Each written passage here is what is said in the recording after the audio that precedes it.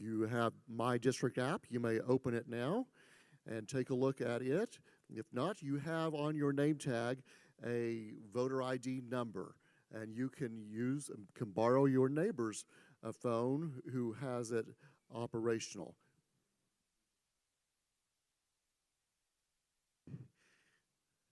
We're going to do the practice ballot here in just a moment, and so once the main screen comes on, you should see the word voting.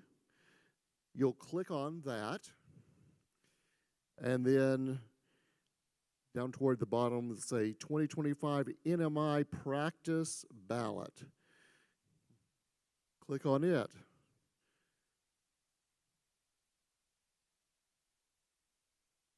It may take you a little bit. It's a bunch of devices all hitting the same server. Now, if you have Wi-Fi enabled on your phone, you might want to turn it off. It'll usually work faster if you turn off your Wi-Fi in case you are connected to the Wi-Fi here.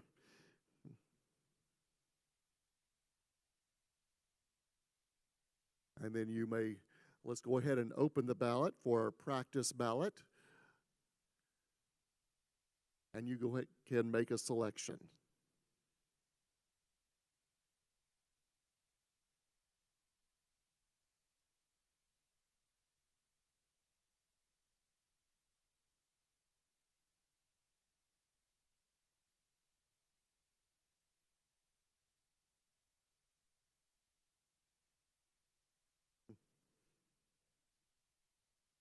Sometimes it takes a little bit for it to work.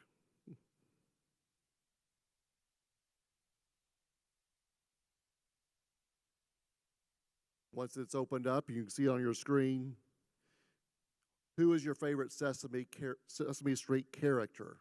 Now, we did not create a bio for each of these candidates. So sometimes you still don't know who you're voting for anyway, seems like, even with the bios. But you go ahead and select your favorite, and you'll enter your voter ID at the bottom.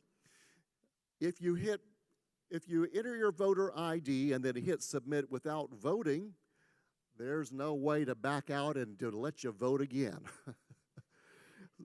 Yeah, somebody's already done that. Been there, done that, right? So once yours, so if it'll take a while for yours to do it.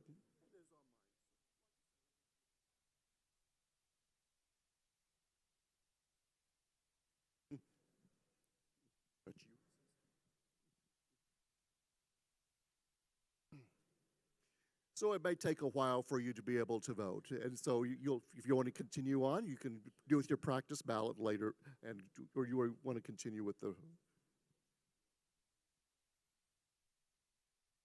Okay.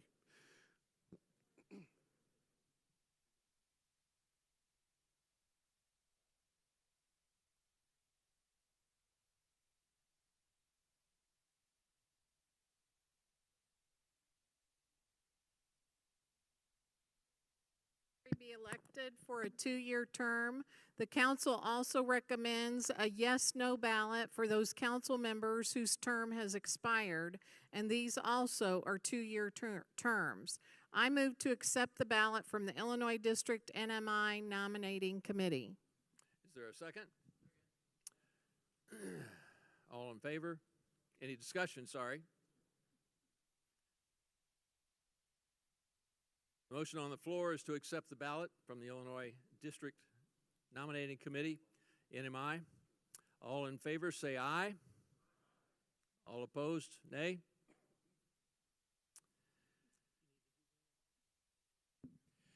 I get to present to you the N.M.I President report of the ballot. You'll notice on your ballot, when you look at it, there is a yes/no ballot for the N.M.I President. According to the manual, the district superintendent has the responsibility to meet with the council and to discuss the options, and it is the recommendation of the N.M.I Council that Dan Reinhardt's name be placed on the ballot, on a yes/no ballot for 1 year. That is the motion before you. Is there a second? Any questions? All in favor of receiving that report, say aye. Actually, it should have been adopting that report, sorry. All opposed, same sign. Motion carries, and so now you do have your ballot there. By the way, breaking structure a bit, Cookie Monster won by a landslide.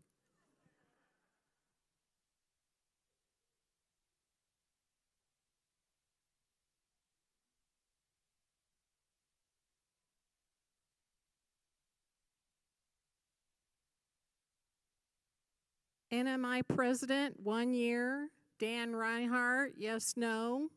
N.M.I. Secretary for 2 years, Jane Finney or Amber Friesmeyer, vote for 1.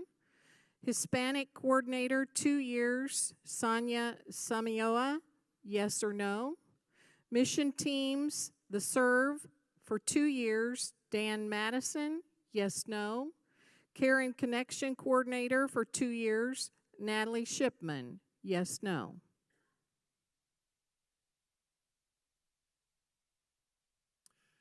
At this point, I'll begin my report. We'll ask that the ballot for voting be open during the President's report. All good? All good.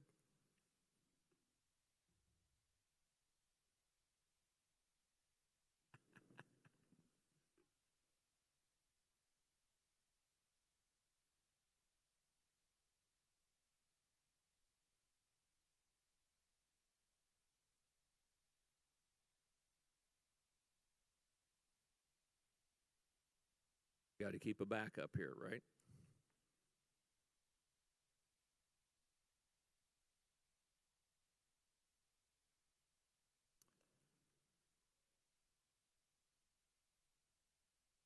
Greetings, Illinois District N.M.I. I continue to be amazed and humbled that God and you would allow me to serve with this amazing council and the dedicated zone and local leaders. I also am deeply grateful for the patient and supportive leadership and friendship of our district superintendent. We all work together to carry out the N.M.I. objectives of being missions advocate in the local church, for nurturing a spirit of missions, and mobilizing into action, impacting people around the world and our own communities. To do this, we encourage people to pray for all the nations and the efforts of the Church of the Nazarene. We engage children and youth in learning about and participating in the mission of God. We provide care and connection between missionaries and local churches in the Church of the Nazarene, and we also inform others of the world's need and how the church is responding through the World Evangelism Fund. We lay the foundation through alabaster offerings for places where people will worship, heal, and learn. Related to mobilization, we have been able to make use of the 250 crisis care kits that have been gathered over the last few years. By referencing other districts and the GMC, we located an alternative for the shipping and distribution costs that many of you and we have encountered in the past. By updating expired items and wrapping the boxes into skids, all 6 skids were picked up at the Casey Church storage area and delivered to flood relief areas last fall. Please be aware, there are new changes in the contents of the crisis care kits. The expiration dates are important, and many of those 250 had expired. And we, as we help the need for the minimal cost and preparation of the shipping, when you use the district facilities, we ask that you contribute some funds to the district to help with those costs. They're minimal. More on that later. Now let me share or brag on all you, as the Illinois district, have accomplished this past year, and perhaps challenge and encourage our continued progress for the year ahead.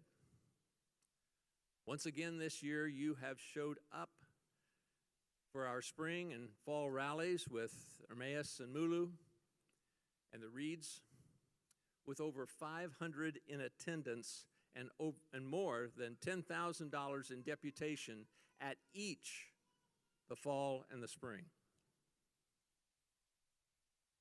You deserve a hand for that. And according to Funding the Mission, your total deputation, including your support for Ken and Danica Balthus and the other missionaries, has more than tripled.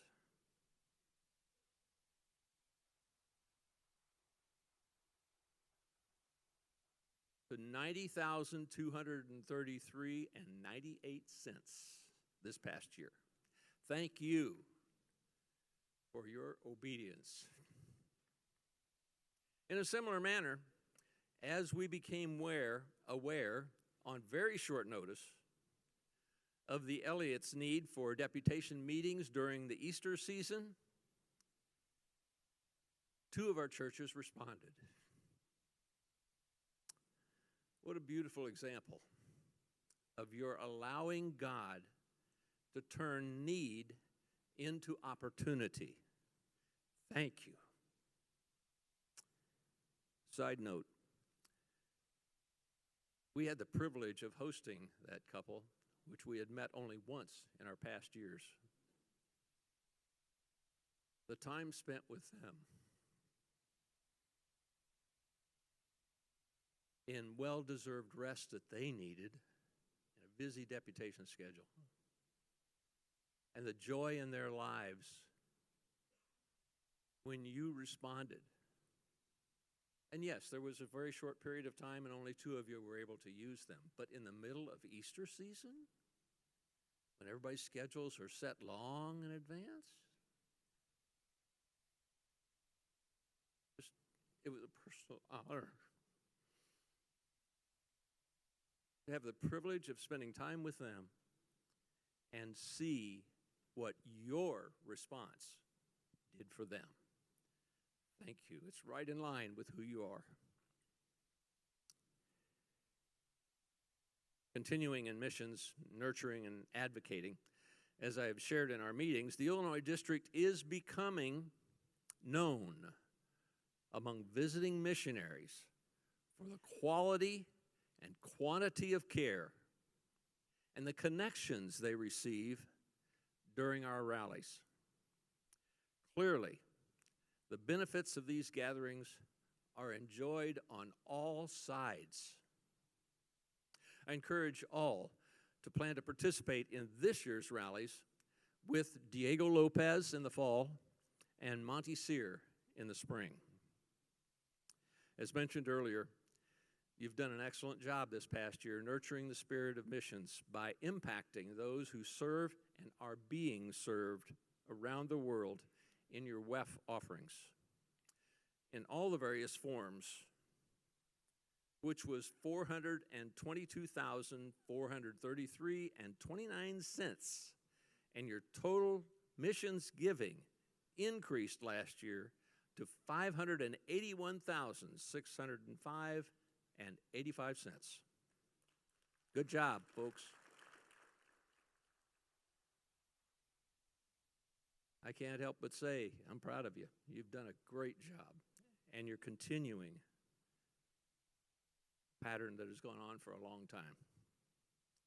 In mobilization early last year, we sent mission teams to Costa Rica and Trinidad and Tobago. The new district missionaries we introduced in our last convention are well on their ways. The Bothice left June 2nd for Thailand, and Taylor Comer has recently left for North Africa, and according to her mom today, is doing great as she communicates back over the internet for how wonderfully God is enhancing her education and experience as she's in the process.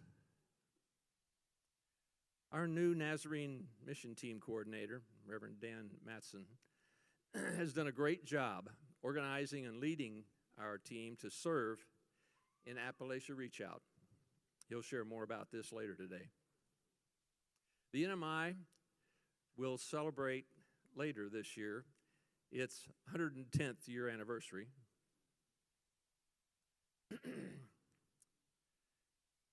And you're doing a wonderful job in our ever-changing world. Speaking of changes, hopefully you're all aware that we have a new global, as of June 1st, a new global N.M.I director, Cheryl Crouch, who is already scheduled to be our convention speaker next year. Also, the N.M.I ministry is no longer an auxiliary separate from global missions. It's now part of the global missions department. As we're looking forward to all that this may bring in the days ahead, I'm continually reminded of Paul's frequent opening statement in his letters, where he would say, "Every time I think of you, I thank God." For you, you're the ones making the difference in each local church and in the communities that you serve. I encourage each of you to continue to support, serve, and lead in the mission fields all around us. What's next, Papa? Respectfully submitted, Dan Reinhardt.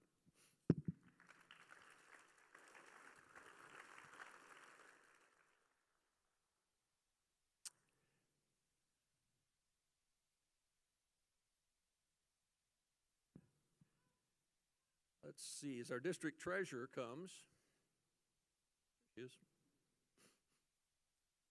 the front, would you please go to the app in the area of leadership reports, N.M.I Treasurer Report, and take a few minutes to review the yearly report.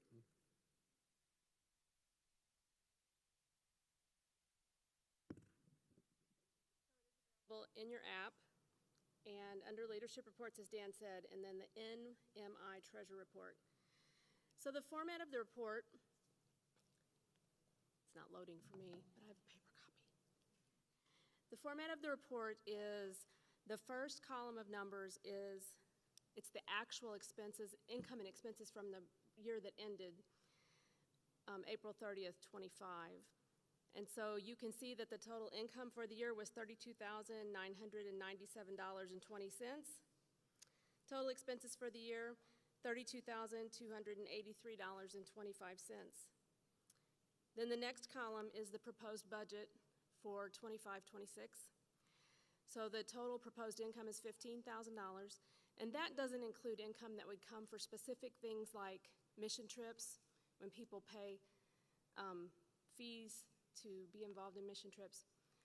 And then the planned expenditures for the year is $17,475. So at the very bottom of the report, you'll see that the beginning balance, starting May 1st, 2025, is $21,063.15. And then you see the income and the expenses for an ending balance planned at the end of the year, $18,588.15. This report is part of the report that will be presented to the District Assembly on Saturday. I don't know if you're taking any action on this, but I will answer any questions that you have.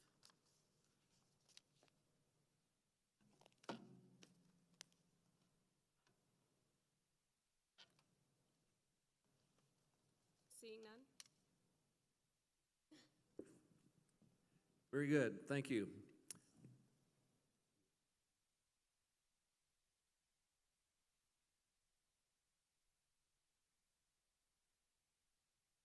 I'm told there may be still some problems with people voting.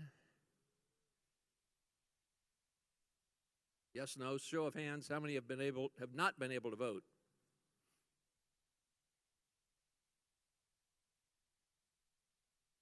Very few.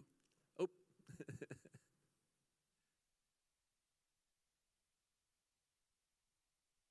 Okay. Have you been able to get a count? Back of the booth. Mark? Close the ballot, yes. Yes, please.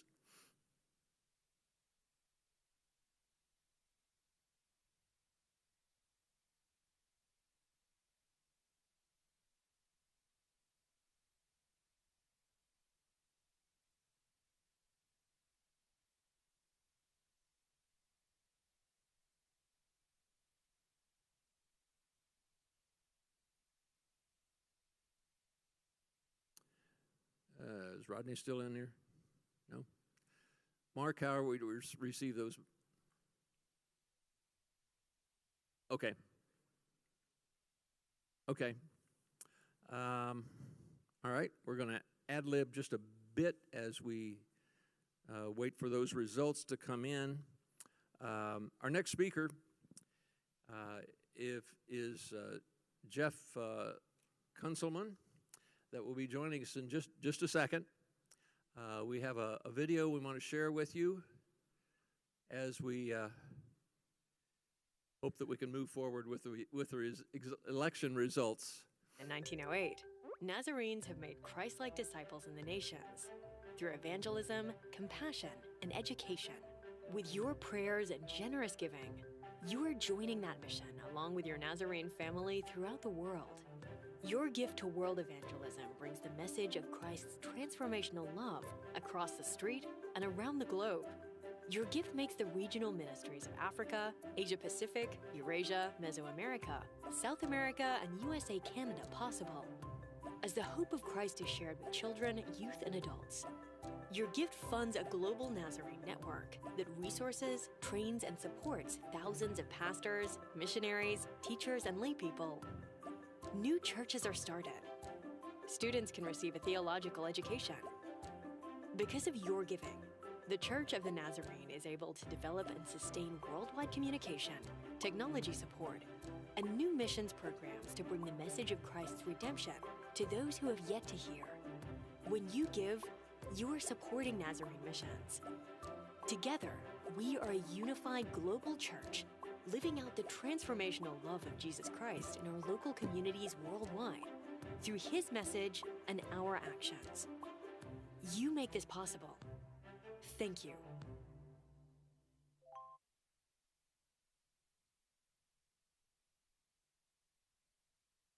Okay, we're going to ad-lib just a bit here and move along with our schedule a little bit. Jeff, just hang on for a second.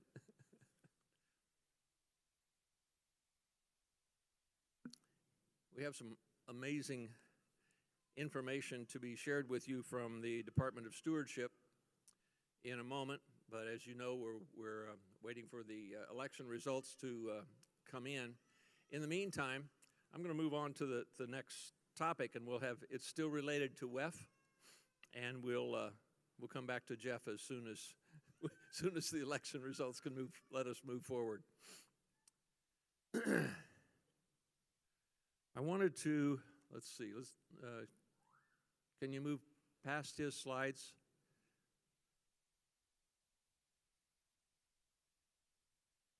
To the awards. There we go. I'd like for you all to take a look at this, and as I explain something that has occurred in the last few years,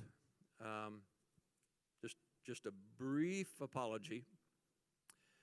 We are giving local church awards, and N.M.I presidents, by the way, if you have not been by our table and picked up your packet, please do so, because we are giving the local church awards in those packets this year. But what I want you to notice in the statistics that we've posted here and is that these are the number of churches, the number of you who have participated so well in your missions giving this year. You can see that we have 25 churches that have earned the World Evangelism Church Award, which is a minimum of 5.5% in your giving this last year. An additional 26 churches went to 5.7 to earn the Church of Excellence Award. 16 churches went even farther, gave at least 10% of their income. And then 51 of our churches earned the Missions Priority Award, which is being complete in your achievement of all your goals in your local church. I believe the next slide has a list of churches. These are the churches that won the Mission 10 or above. If you're not on that list, that's okay. You've done the best you can, but I want to give you just an example of the number of churches that have given over 10%. And as you can see, some have done it not just this year, but multiple years, and done far more than 10%. Each of you have your own situations in your local churches, and yet your people are giving in this wonderful way, and yet, because of your dedication and missions awareness, you've been achieving this record, and I felt you need to be especially recognized for what you've done and be an encouragement for all the rest of us. Thank you, thank you, thank you. Do we have election results? We do.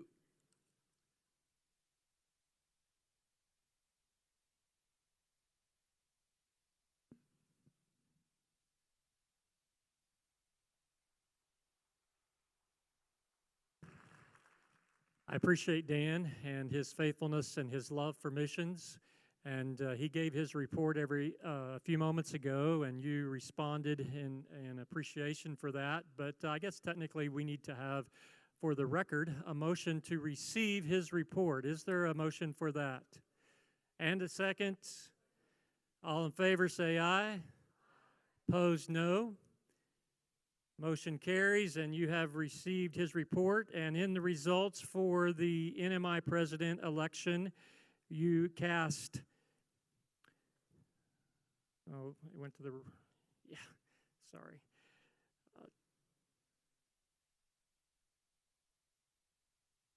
204 ballots. There were 179 yes, 19 no's, and you have reelected Dan Reinhardt as your N.M.I president for the next coming year. Congratulations, Dan.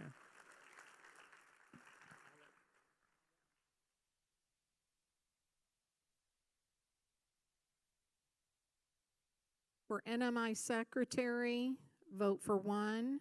Amber Friesmeyer, 121. Jane Finney, 78.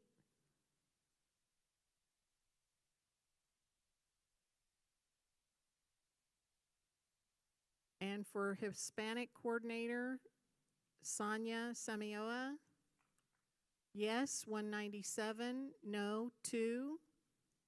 For Dan Madison, missions team, yes, 192, no, 8. And for Natalie Shipman, yes, 197, no, 2 for the Care and Connection coordinator.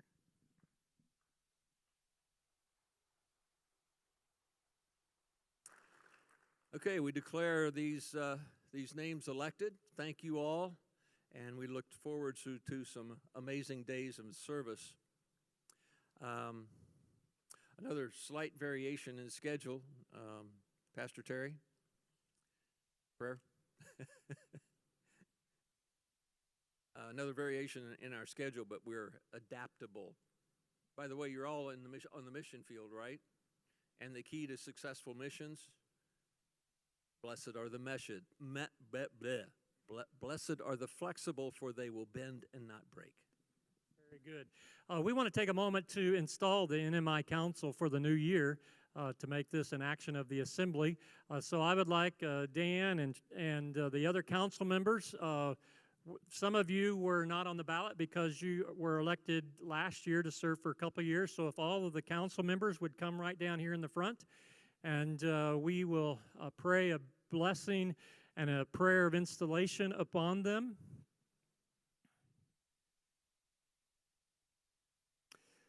And charge you in your new work.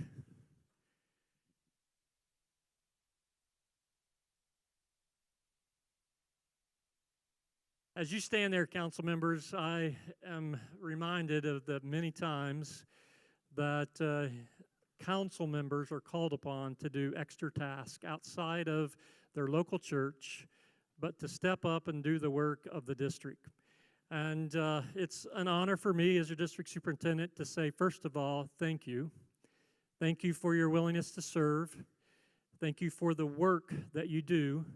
And I'm looking forward to great things from the N.M.I Council for the new year. As Dan gave his report and talked about the zone rallies, it is significant, not only for the council, but for all of you, the response that we have across the Illinois district to our zone mission rallies. And thank you for doing that. And council, thank you for your support and all of those things. Let's pray over them. Father, as we take these moments right now, we are grateful that you have loved us and that you have called us. And I pray over these individuals today that have accepted this responsibility to serve on the Illinois District N.M.I Council. I pray, Lord, that number one, you would bless them. I pray that you would encourage them and allow them just a real sweet blessing of your presence as they make themselves available not only in their local church but in the district. And I pray that you would empower them and charge them with energy and strength and creativity to do all the things that you want us to do, and that they will help our local churches thrive and to be aware of the opportunities that we have to make an impact around the world, that we might be the ears and the feet and the hands of Jesus, and that we might help be involved in spreading the word and bringing the cultures together and bringing the generations together in the days and the years ahead. We love you and thank you for loving us and for allowing us the privilege of serving on your team. In Christ's name I pray. Amen. Amen. So here's your new council for the new year.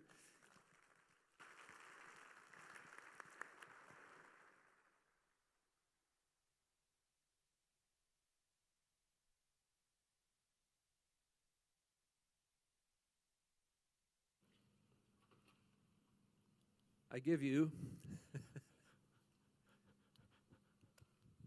Jeff Kunzelman, Director of Stewardship, Church of the Nazarene. Yeah. Thank you, Brother Dan. It's such a pleasure to be with you and to be in Illinois. Is there any place any better than the land of Lincoln? So it is great to be with you.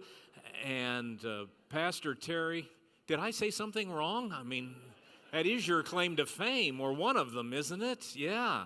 And to be with Pastor Terry, and thank you so much for this invitation to be here this afternoon. And hey, you know what? I love baseball, so I've been to Wrigley different times. All right, we got some Cubby fans in here. But last night was a red letter day for me because it was the first time I've ever been to Busch Stadium to a Cardinals game.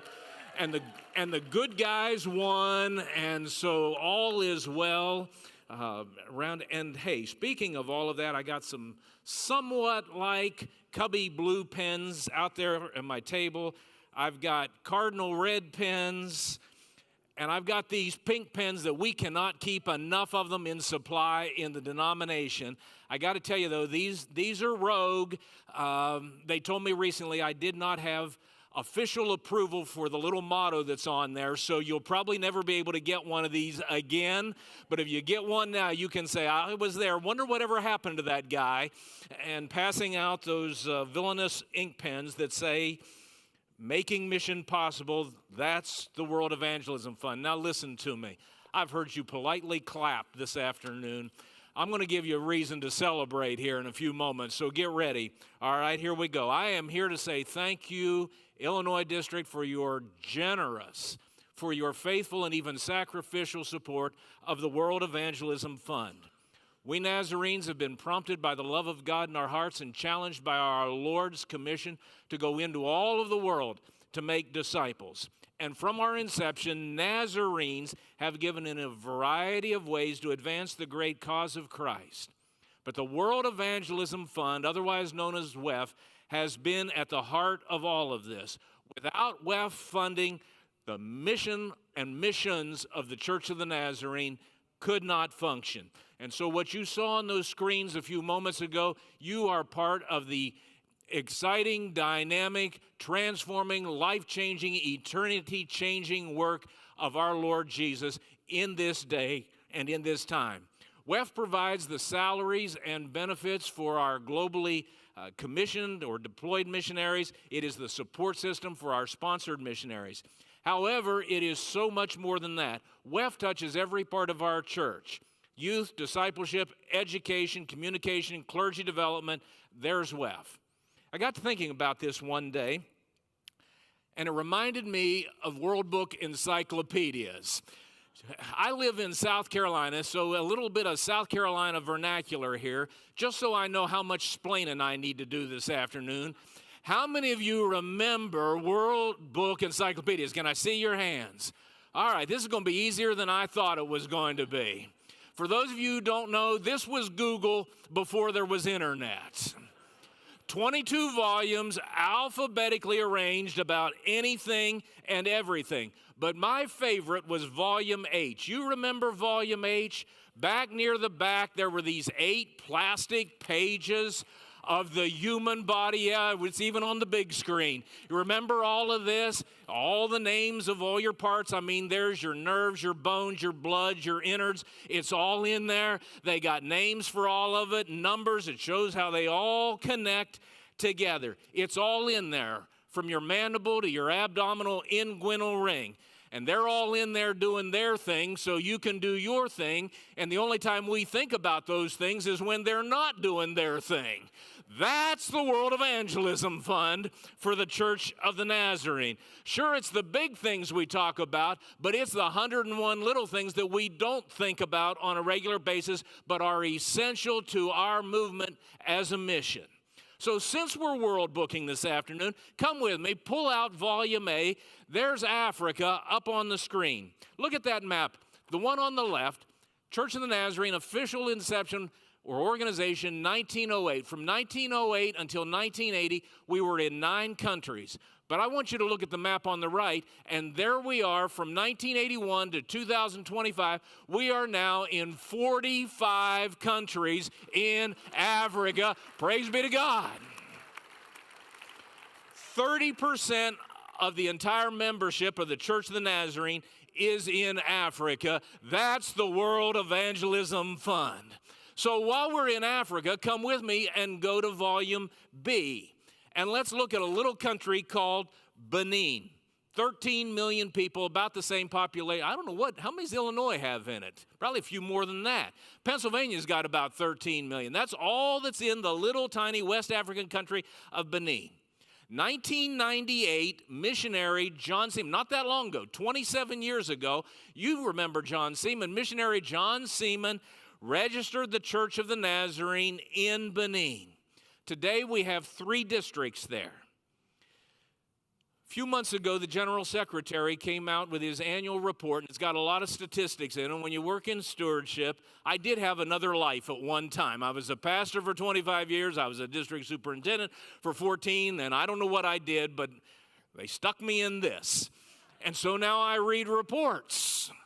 And so I was reading the General Secretary's report. I'm looking at that, and I thought, I don't know that can really be right. so I wrote a but if it is, somebody needs to be talking about it. So I wrote the most diplomatic letter I could to Africa and said, are you sure about these numbers from Benin? They wrote back and said, we are sure about these numbers from Benin. Watch this now.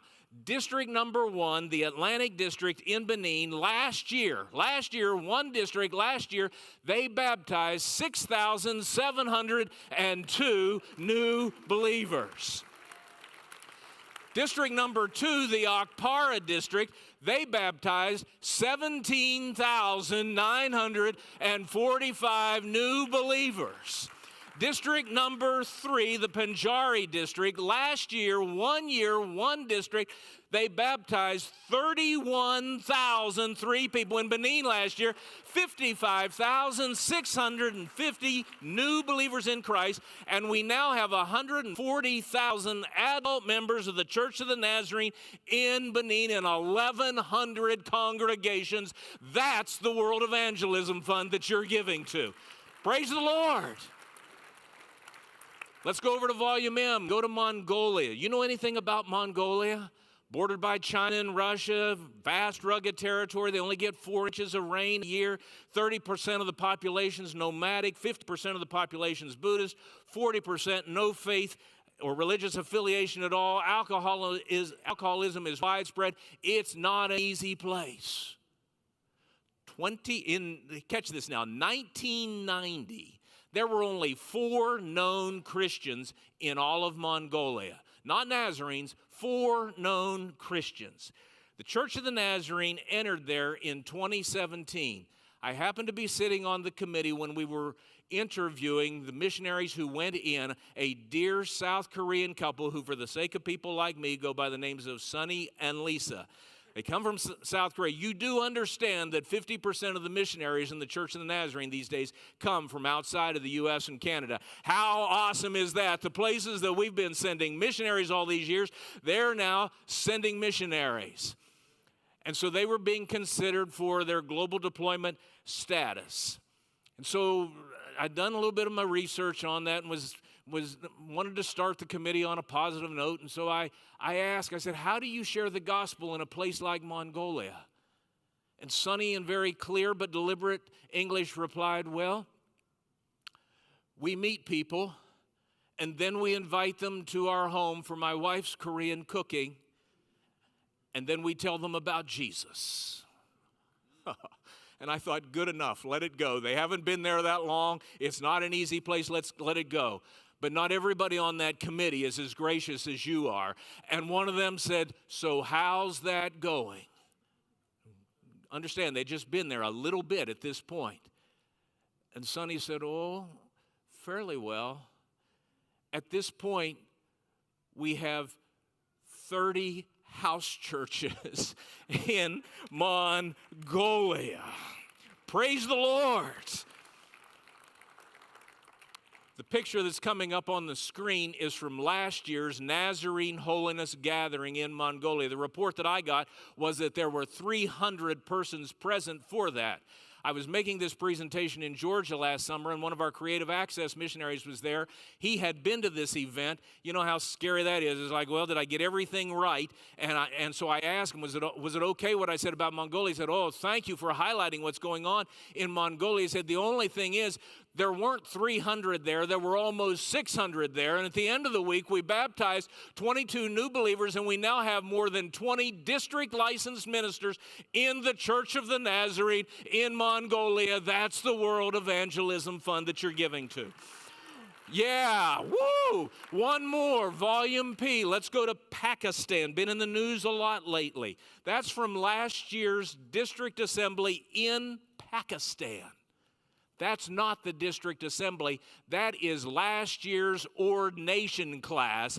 All the newly ordained ministers in the Church of the Nazarene in Pakistan.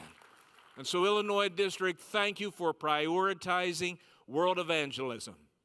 We are in 165 countries in the world, but there are many more in which we're not, but we're going there as soon as we can. Thank you for having a global vision and a heart for the 3 billion people who've never had an opportunity to meaningfully respond to the gospel of Jesus Christ.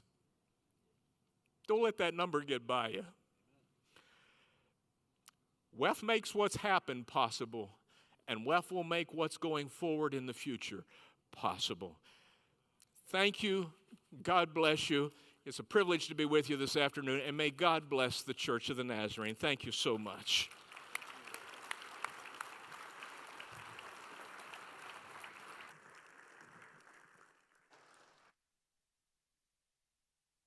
That's what you're a part of, folks. Keep up the good work. Next, we're ready to go to the video for Alabaster. To the east of Budapest, the capital city of Hungary, lies the fertile agricultural region of the Great Plain. In it, a village, Foldish. Crippled by a failed system of communism, the people of Foldish now struggle with the realities of an economically depressed region. Since 1998, the Church of the Nazarene has been establishing itself here. Having no church building, a small congregation of 16 members has taken seriously the challenge of giving generously to others when they themselves are in such need. When we first established our churches, we thought that we do not want to burden them with everything Nazarenes do. We will introduce them step by step to the Nazarene world, but they kept hearing certain phrases and certain things from us, like alabaster and Easter offering and some other things. So they jumped on the idea and said, "What's alabaster?" So we explained briefly, what is this? And they said, "Oh, that's great. We want to do that. If Nazarenes are doing all over the world these things, we are Nazarenes, we would like to do that." So they started collecting alabaster offering. The Foldish church was glad to participate in alabaster offering. We heard that alabaster offerings are for building churches. We know what it is like to be a congregation without a building because we don't have one. So we want to give what we can to help congregations to build their churches. And maybe one day we can build ours. I was left alone, and there was a void in my heart after my husband died, and my church was without a place to worship. My desire is to help a lot of people come to know the Lord, so I opened my house for my church. That gracious desire to see many come to know the Lord, and that longing for a place to invite the community into a church building they want to enter, has marked the work of the Church of the Nazarene in Hungary since that day. In January 1999, they did their first alabaster offering.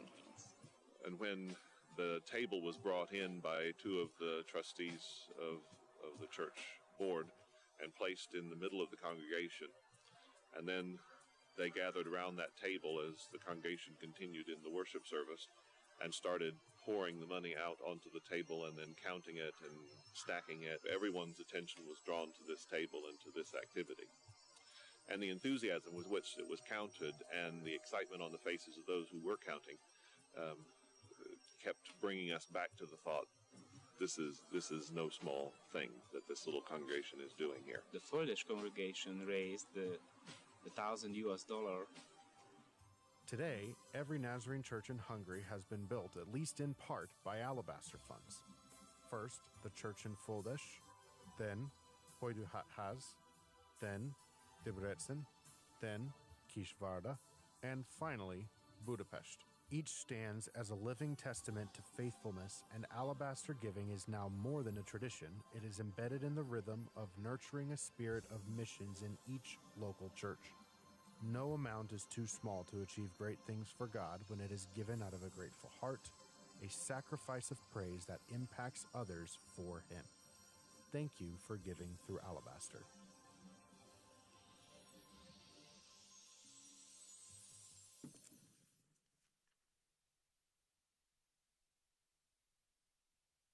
As you may recall, last year was the 75th anniversary of Alabaster, and there were videos distributed through N.M.I Central every month that accented a different aspect of Alabaster. I encourage you to use those whenever you get a chance. when you have a missions moment or the opportunity for a missions meeting. I know those were challenges since COVID, but the resources are there. Speaking of resources, many of you are aware that traditionally, and in many churches continually, because nothing has stopped it and no reason to, alabaster offerings are taken every September and February. But there's also the opportunity to give online, and anytime you would like, through your local church, and for those who might be involved or related to the treasurer in your local church, they can make a donation to funding the mission to Alabaster Funding at any time. You're not limited to the months when we collect the boxes and take the offering that way. Both ways are acceptable. Both ways are working. As indicated by your giving numbers, you're using those, but just a matter of education, letting you know what the opportunities and the options are as you give towards Alabaster. I also want to make you aware that we have a new Alabaster coordinator on the Illinois Council. Her name is Kim Beeman, and she's agreed to serve. Stand up, Kim.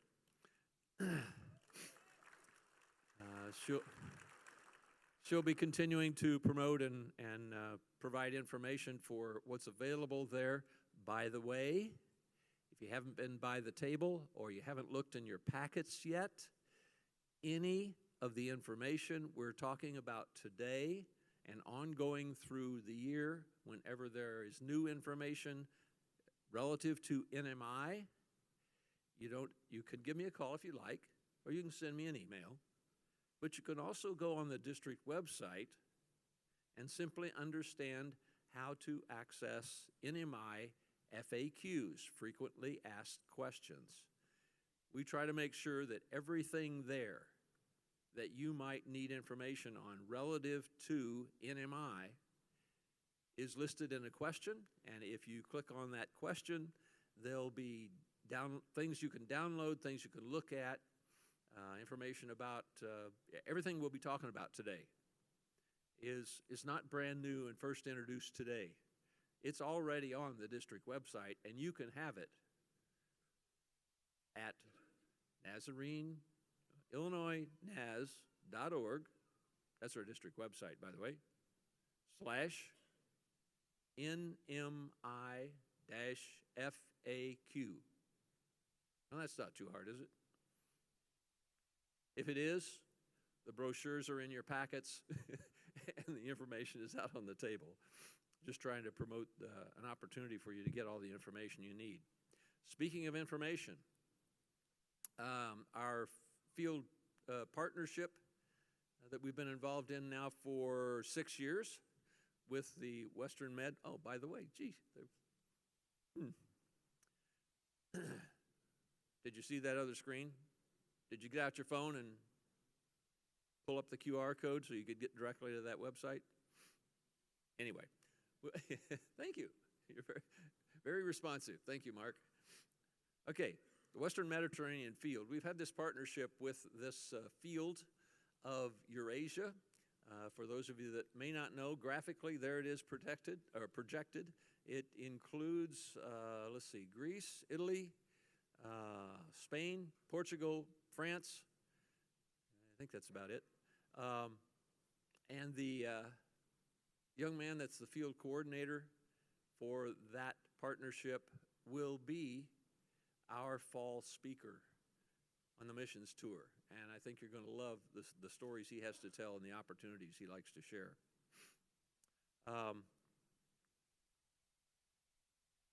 There will be project details coming forward in the days to come. He and I have had several conversations over the last couple of years for opportunities. I've spoke to a couple of pastors already today, and some of you have brought this idea up yourself to me over the last couple of years. And this isn't something we're going to push a whole lot, but N.M.I presidents and pastors, if in the heart of your church or in your visions for the future, you have the dream of possibly reaching out to another individual church somewhere in the world and developing a relationship one-on-one with a congregation, the West Med field is ripe, wide open, and available. And our relationship with that field already gives us an established connection. That's just a point of interest, not something we're pushing for everybody needs to think about participating in. But if in the back of your mission's mind, you have the slightest inclination to being interested in pursuing learning more about how to make that connection, let me know. Our relationship with Diego, and especially while he's here in the fall, might be some great opportunities. Not required, not necessary. There'll be times in the future, but just wanted to drop that coin in the fountain, if you will, and go from there. We do right now. He has provided, Diego has provided us with information for our offering this year, which we'll be taking here in just a few minutes as the council or others gather to collect the offering. It will be going, we got another slide here, I think. There's the opportunity for online giving that we'll have up as we move forward here in a minute. But there is an existing project that you're offering today, and anytime you want to go on funding the mission. I'm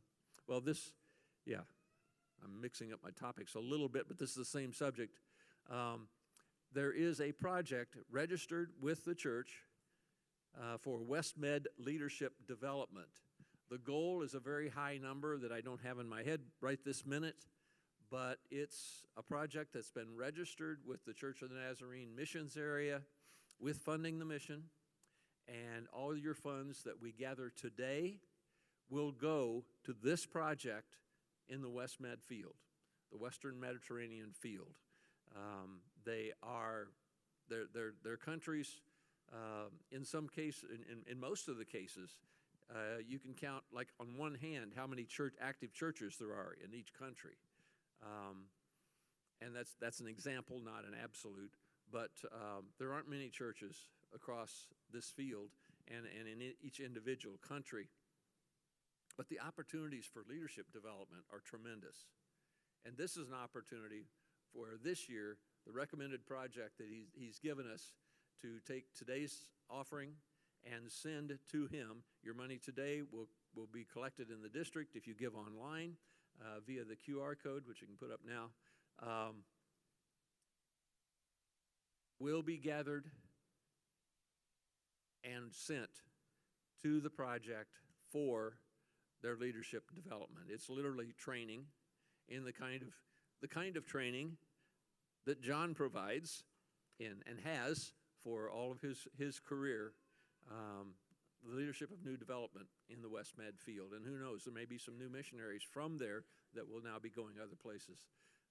It's an opportunity to participate in another way, and this year's way of connecting with the West Med field. They have appreciated and enjoyed. I think I had a thank you slide up there just a second ago. Did we already go past it? There we go. They are very grateful for all that you've done. A couple of years ago, we provided funds that helped them in buying one major ministry area, transportation van. And so if the council can get... Dan has them all collected and ushers ready. Ushers, you want to come gather the offering? If you'd like to stretch your legs a little bit and stand, take a deep breath, be ready for the next, another hour to go? But the plates are down here and the ushers are coming.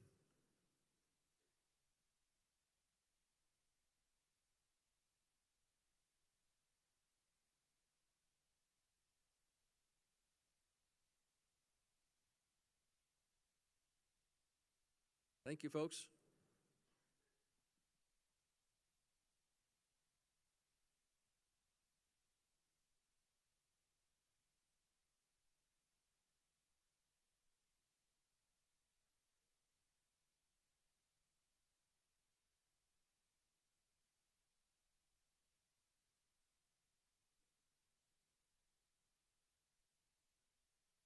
Any checks written out would be made out to the district, and simply identify in the notes West Med.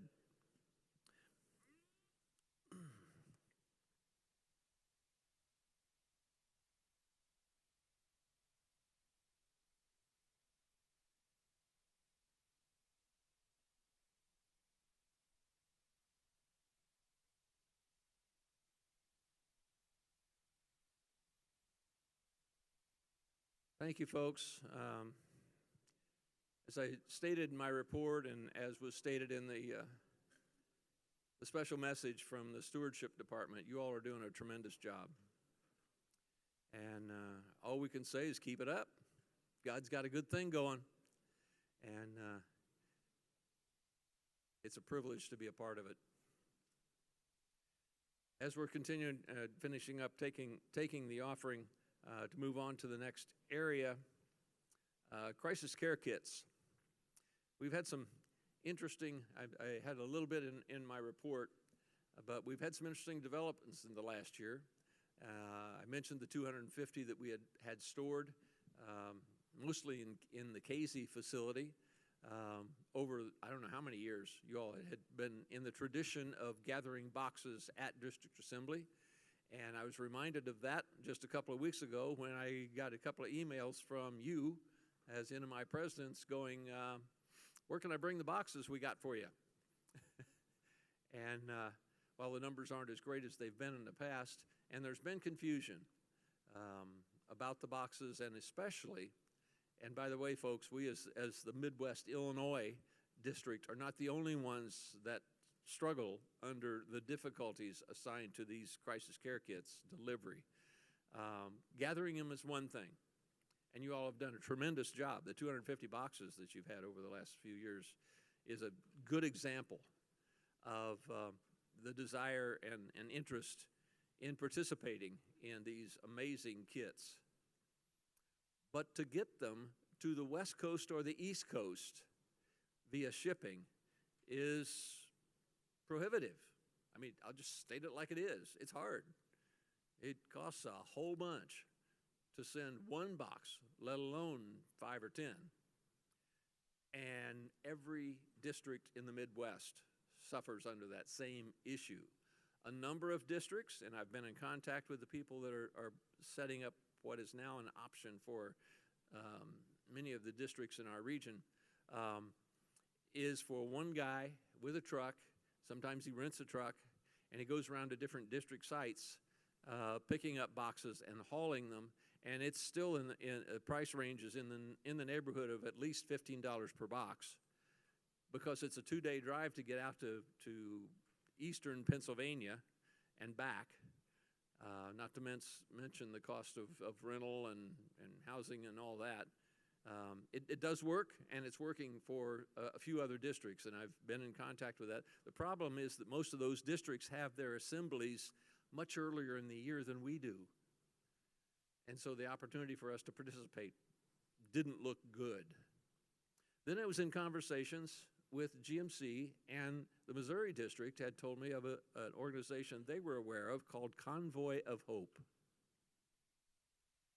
And the coinkydink, yes, that's a mispronunciation,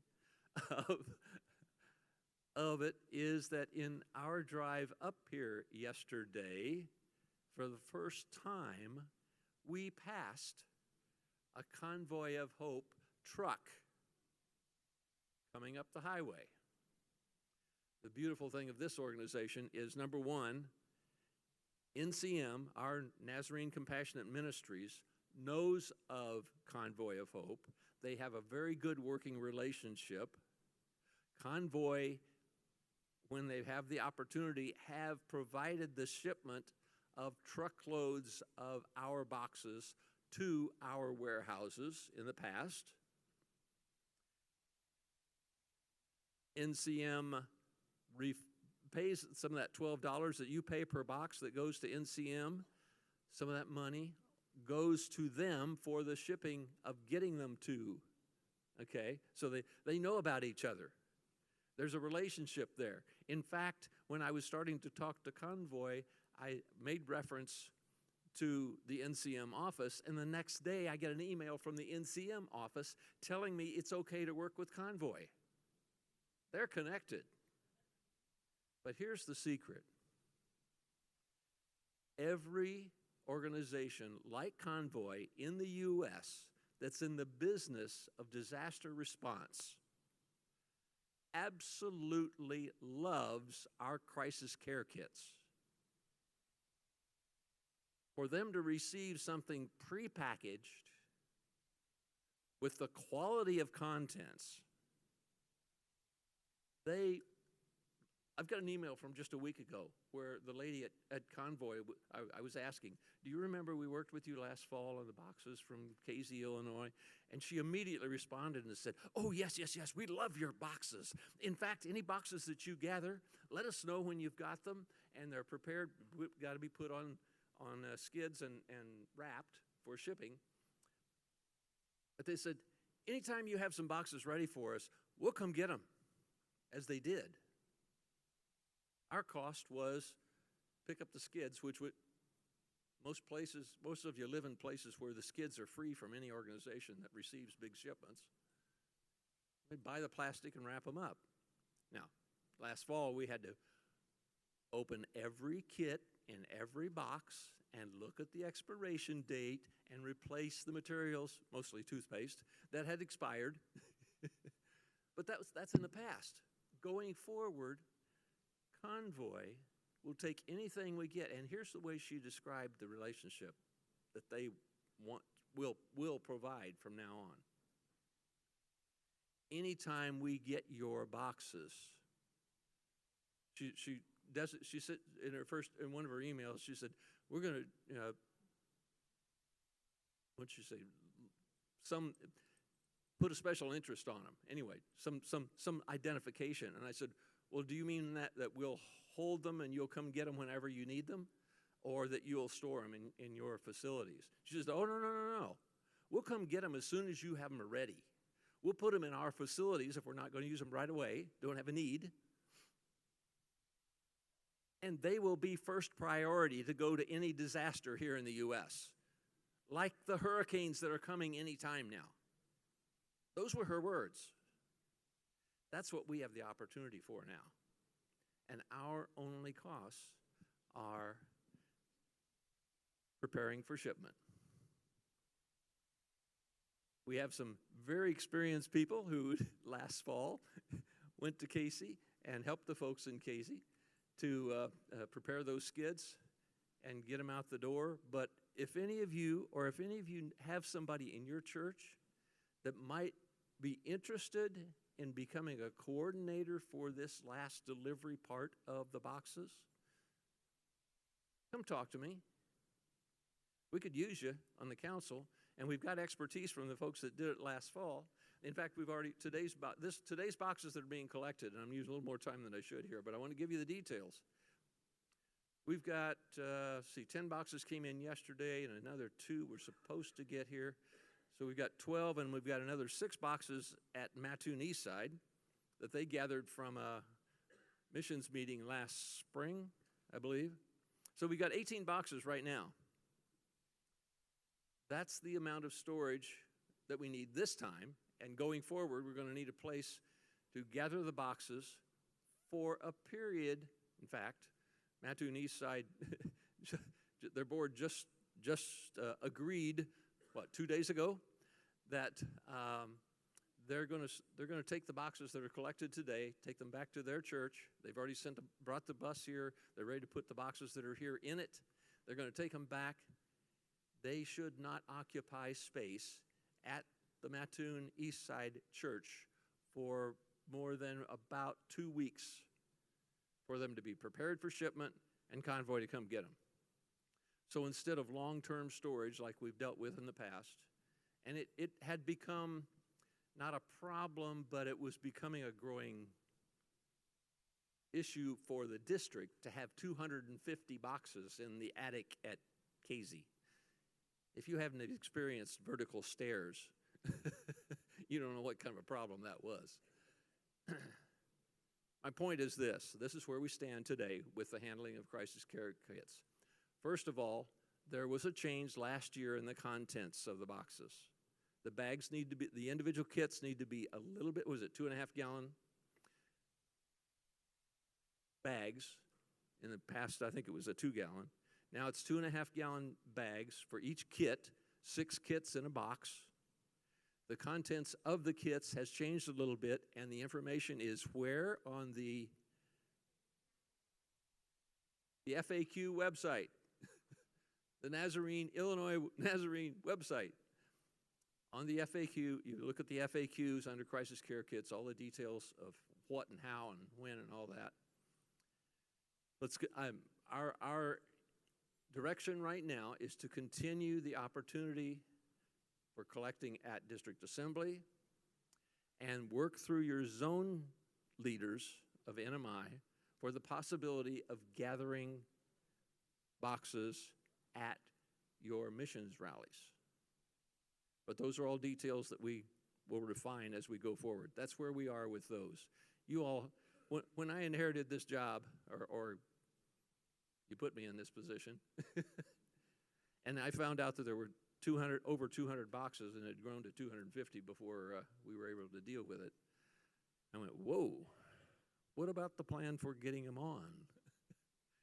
And God has blessed us in finding resources, and long story short, that's the way that worked out.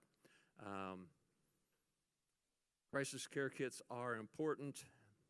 Related to crisis care kits are student PAL packs. And okay, I've had an occasional question from some churches that have done those in VBSs and those kinds of things. Our recommendation right now, and this is not an official Nazarene directive, but my observation just from what I've seen across this district and the kind of information that I've received from you all, and my own awareness of the communities we live in, those student PAL packs are an excellent opportunity for your local church to participate and provide resources to school districts, to homeschool groupings, wherever there are children of lower financial means. You can meet the need through student PAL packs and introduce them to the God we serve. That's what it's all about. Some might be disappointed that I'm not sending them to, far north Europe or something like that to meet a need there. I would suggest to you that your efforts, your intention, your opportunities exist right in your own community. Another illustration, I'll move on to the next topic. Was it a month and a half ago, the tornado that hit St. Louis? 3 days after the tornado, there was a Facebook post from a Nazarene church in southern Missouri. It was a picture of a couple sitting in their vehicle with banana boxes behind them. And the communication was, we're headed to St. Louis. What I learned later, they were delivering to Convoy of Hope, who was already on site. That's the kind of responsiveness you and we can be a part of. And the pieces are falling in place even better to enable you to do that. So if you have any interest in coordinating or helping this method of delivery move forward, come talk to me. Let's see what God has in store for you. All right, move ahead.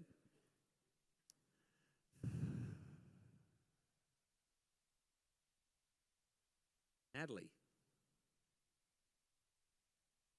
is going to share with you today about the job that she picked up a year ago, and I'll let her share the joy of what she's been doing.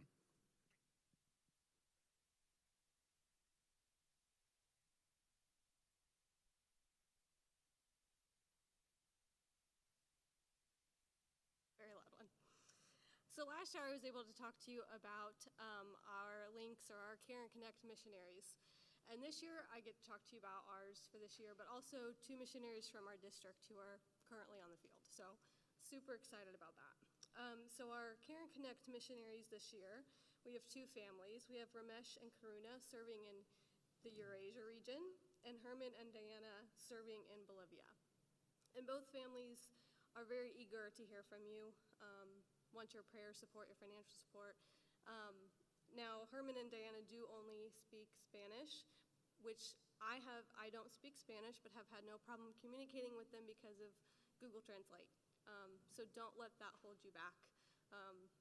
They're both very eager to hear from you and connect with you.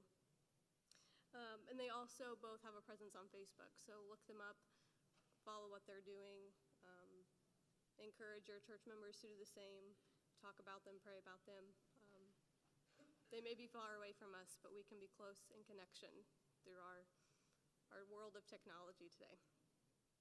And our missionaries from our district who are serving, we have Taylor Comer and Ken and Danica. And they were both here last year, and they can't be here this year because they are on the field. And I think that that is amazing and worth celebrating, that we have people from our district serving on the field, when last year I don't think we had any, and now we have 2. So amazing. To me, that's amazing. Taylor is, like you said earlier, currently in North Africa, and she is in a creative access area. And if you don't know, that means you have to be kind of creative of how you can access that. And so one way that she is doing that is doing cultural workshops. She's learning the language, which I believe is Arabic. And she's doing this with other missionaries that she met in Kenya last year. So be praying for her, praying that they are safe, that her health continues, and that they are able to connect with the people that they are hoping to connect with. It looks different maybe than the way we would connect with people here, but then again, not really. We're just seeking to do life with people, and that's what she's doing. So be in prayer for her about that. And then from Ken and Danica, we actually get a video update on them, I believe.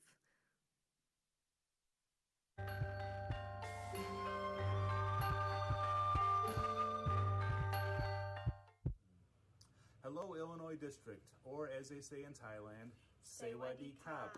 Greetings from Ken and Danica. We just wanted to thank you for your prayers and your support over the last year. Your prayers truly sustain us here in northern Thailand. We wanted to share some highlights with you from our first month in the field. If at any time you want to join our email, please use the QR code to sign up for our epistle service. Our first highlight is that to confirm that there are a lot of elephants here in Thailand. We found a place to enjoy some coffee with 2 older elephants, and we really enjoyed just watching them. Our second highlight is the wonderful reception we received when we came to Thailand.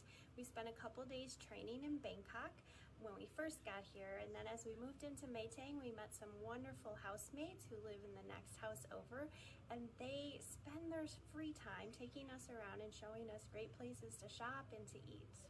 Our third highlight is that English classes started our second week after getting here. We teach English to middle and high school kids. On Mondays, we teach the girls, and on Thursday, we teach the boys. We've also started teaching the pastors and staff of the Bible College Tuesday, Wednesday, and Thursday for 2 hours a day. Some classes are very basic, and some classes are a little more complicated with participles and sentence structure. Our campus construction work has not started yet because we had to enter Thailand as tourists. We have 1 more month on our tourist visa, and then we have to leave the country and go to Laos so that we can then apply for our volunteer visa. Now this process can take 2 days or it can take a week and a half, so your prayers for the week of July 28th would be extremely welcomed. Once we get back into Thailand, we can get our work permits. So we just wanted to say thank you, or Kap Kun Kap, for all your prayers and support and conversations that you've had with us while we've been in the field. Your kindness and compassion really keeps us positive on those days that are a little stressful. Yep.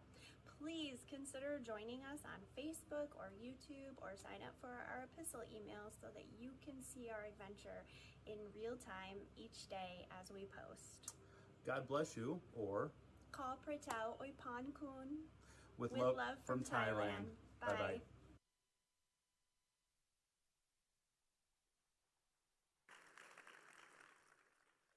So it seems that they are doing well also.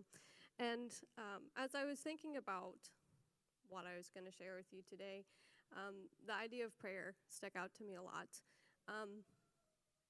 We fight not against flesh and blood. Wrote down Ephesians 6:12.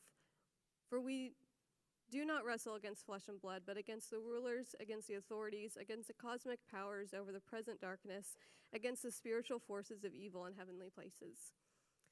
When we ask for prayer, when missionaries are asking for prayer, it's not just, oh, can you pray for us? Or if you can't support us financially, send us a prayer. It's not that. There is a spiritual war going on around us. And our way to fight in that war is prayer. Praying for them makes an impact.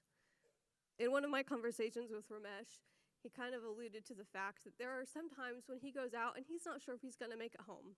But he believes that the people who are supporting him through prayer is what brings him home. And we have that power from across the world to support our missionaries in this prayer. So I urge you to pray for them, not just in a passing moment, but really pray. Pray that God would work through them and that He would give them His protection and His peace. Pray that we would be able to connect with them on a real level, reach out to them, follow them, talk to your congregations about them, urge them to pray. The fight that we are fighting is real, and your prayers will make a difference. Thank you.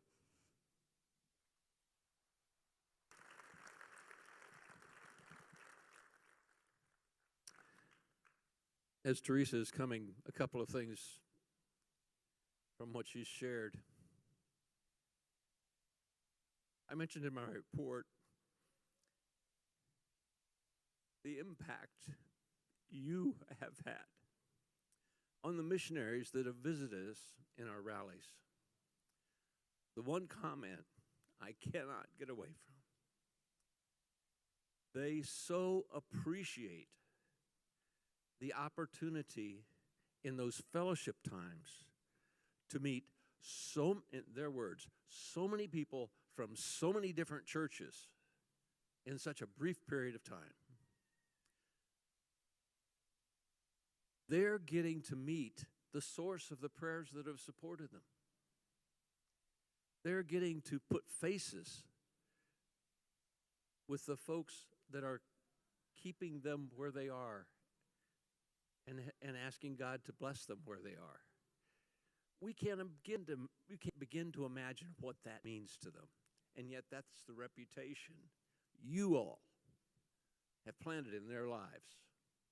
Also, the video from Ken and Danica, within a week we'll have that on the FAQs where you can show it in your own local church if you wish.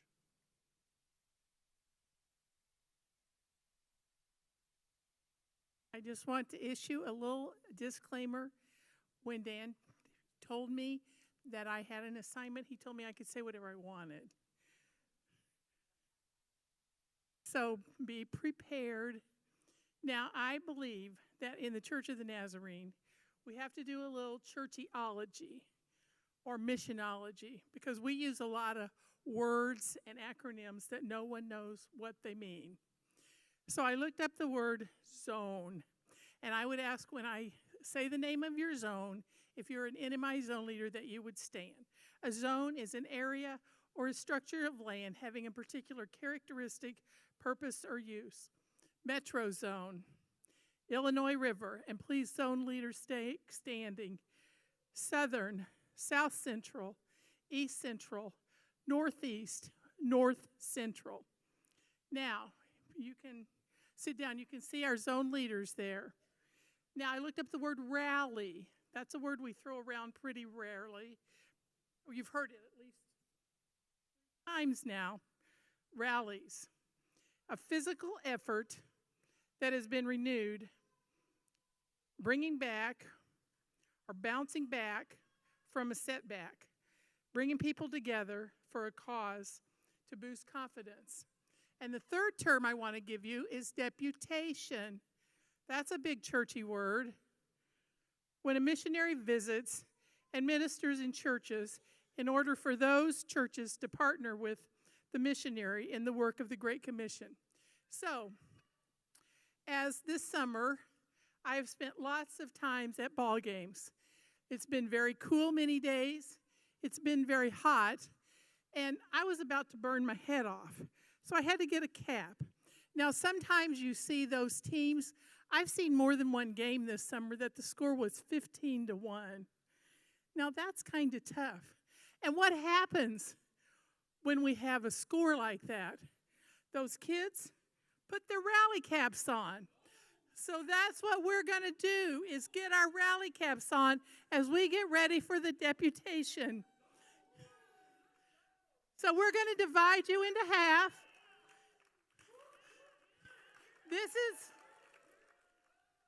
You ready? My helper is here. When I say this side is going to start with zone, and this start is rally. Ready?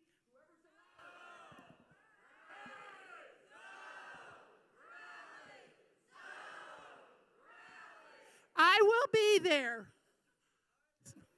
Repeat it. I will be there. One more time.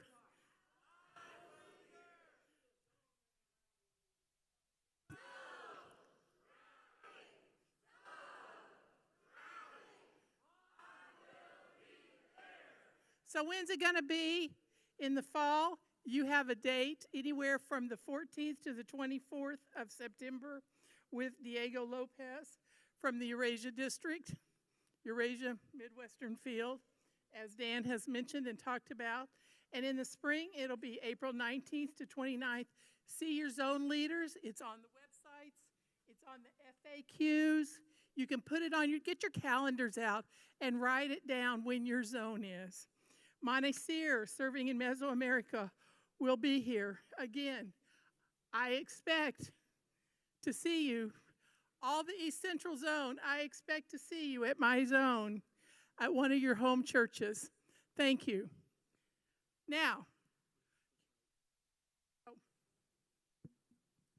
one leadership plea. South Central, one of you needs to step up and be the zone coordinator. We have a church for the fall and the spring, but your zone coordinator has retired and moved on, and we need one of you. South Central, step up, please. Talk to me today. Now, as I switch hats, I'm going to turn around and I ask that the light people can turn the lights down just a little bit as we move into Memorial Roll. Trying to change the atmosphere a little bit. You know, in the last week, we have, if you've watched the news at all, or listened to anything or seen Facebook, there's a tragedy that happened in Texas, and we're very sad. I've thought so much about those moms, dads that lost their children, those children that lost their moms and dads, grandparents. I wanted to mention when Dan was talking about crisis care kits that NCM has actually contacted Convoy of Hope. They're already working together because we don't have a local church and NCM works together. But Memorial Roll is a way for us to honor the memory of our loved one. A Memorial Roll certificate is $75. A DSA certificate, which is Distinguished Service Award, is $125. Another way to honor somebody who's really worked hard. But what does that money go for? It goes for missionary health care. And that's a passion to me because I'm a retired nurse. I'm retired, which is one expensive thing. I'm a nurse, and I know how expensive health care is. And so we want to support our missionaries. And that's one simple, easy way. So as we think about memories And as it's been a tough week, thinking about those people in Texas, I have to be encouraged that heaven isn't too far away. And I didn't do it because I thought we should be a little quieter, but actually one of my favorite songs is an old Southern gospel song sung by Gold City, When I Get Carried Away. You know, when the roll is called, I'm going to roll, and you can't help but be excited to think, I want my name on that Lamb's Book of Life, so that when that roll is called, I will be there. But I went to God's Word because I could read a lot of stuff, but actually what He says is best. And I just have some scriptures I'm going to read. Psalm 116:15, precious in the sight of the Lord is the death of the saints. Revelation 21:4, He will wipe away every tear from their eyes, and death shall be no more. Neither shall there be mourning, nor crying, nor pain anymore, for the former things have passed away. And you can start scrolling those names if you'd like, in that song, play it quietly. Psalm 34:18, the Lord is near to the brokenhearted and saves the crushed in spirit. Romans 8:18, for I consider that the suffering of this present time are not worth comparing with the glory that is to be revealed in us. James 4:14, yet you do not know what tomorrow will bring. What is your life? For you are a mist that appears for a little time and then vanishes. Psalm 35, for his anger is but for a moment, and his favor for a lifetime. Weeping may tarry for the night, but joy comes in the morning. And finally, Psalm 23, 1-6. And you can say this with me because you know it. A Psalm of David, the Lord is my shepherd, I shall not want. He makes me lie down in green pastures. He leads me beside still waters. He restores my soul. He leads me in path of righteousness for his name's sake. Even though I walk through the valley of the shadow of death, I will fear no evil, for you are with me. Your rod and your staff, they comfort me. You prepare a table before me in the presence of my enemies. You anoint my head with oil. My cup overflows.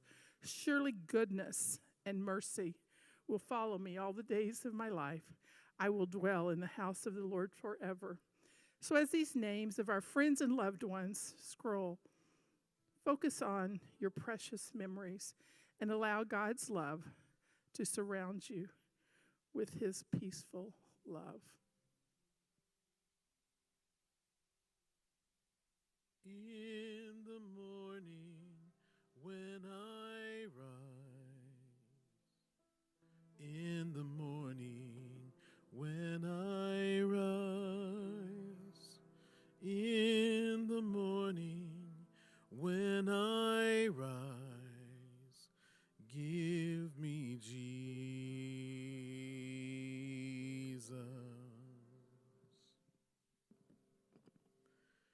Give me Jesus.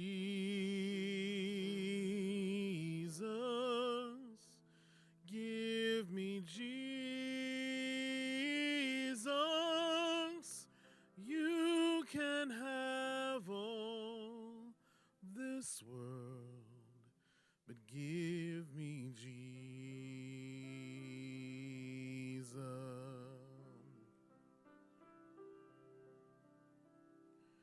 And when I am alone, oh, when I am alone,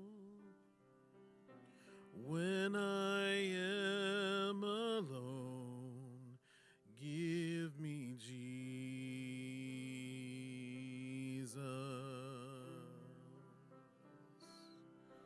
Give me Jesus. Give me Jesus. You can have all this world, but give me Jesus.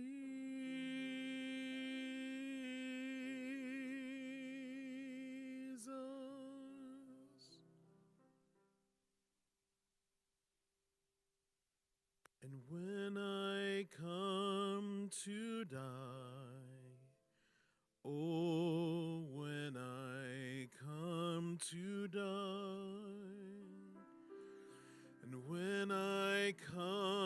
to die.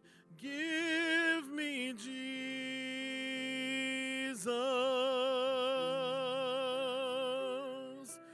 Give me Jesus. Give me Jesus. You can have all this world,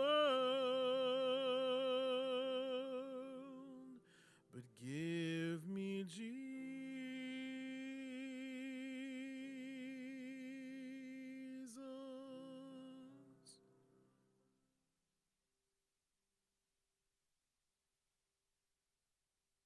Thank you, Teresa. Next, we're going to hear about the mission trips we've been going on and a little of what's to come. Hey, I'm Pastor Daniel Madison. I took over as teams coordinator last year. And let me just tell you, when I decided that to, reach out and say, I kind of feel like I want to try this, I prefaced it with, I have no experience whatsoever. I think I went on one work and witness trip when I was a teenager to Malden, Missouri, which is about 20 miles from where I was from in Poplar Bluff, and never been out of the country at all. So, yeah, I took over knowing absolutely nothing. And the last year has been a learning experience. But for me, I kind of tend to do that as part of my personality. People have said, yeah, we have this need or that need, or we need somebody to do this. And I've always been like, hey, I can do it. Have you ever done that before? No, but I'm willing to. And isn't that what ministry is, really? Does God call you because you're qualified? No, he doesn't. He calls the willing. When God speaks, he wants to hear, here I am, send me. And, that's always been my personality, is if I see something that needs to be done, I feel like I want to step in and just do it, especially, if it needs to be filled or if I could see good come from that. And so that's why I kind of took over, and it has been quite an experience. And I thank Dan and Pastor Terry and GMC and our site for being very patient with me. So anyway, my goal this year was to get a trip on the books and get some experience. And so Dan suggested Appalachia Reach Out, and when I researched them, they seemed like a great place to be. And when I talked to Dwayne Mills, their director, I was honest with him. I was like, I've never planned a trip or anything. And he's like, oh, don't worry about it. We are easy to deal with, and we like to move slow, but we take care of everything. And I was like, sounds like it's right up my alley. So we planned that, and they talked about this new site that they were opening up in Wheelersburg, Ohio. And so we planned that trip for June 7th through the 13th. And as I advertised and built a team, I had 8 people, including myself, to sign up. And we represented 7 churches. And I actually count Roxana and